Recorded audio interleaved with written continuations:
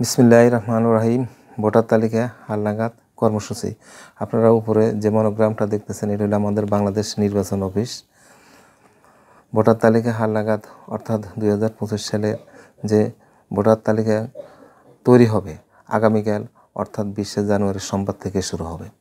আর এখানে যে নির্দেশনা দিয়েছে আমরা সেই নির্দেশনা মোতাবেক আমরা কাজ করব এবং আপনারাও সেই নির্দেশ মোতাবেক কাজের জন্য ভোটার আইডি কার্ডের জন্য আপনারা আসবেন।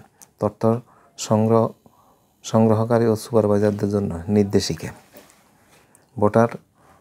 ভোটার তালিকা আইন 2009 এবং ভোটার তালিকা বিধিমালা 2012 অনুসারে প্রণীত বাংলাদেশ নির্বাচন কমিশন। এখন আমরা একটু ভিতরে চলে যাই। একই জিনিস যেহেতু আপনাদেরকে প্রথম হেডলাইনে বলে দিচ্ছি এবং আমরা আমাদের দ্বিতীয় বাংলাদেশ নির্বাচন কমিশন।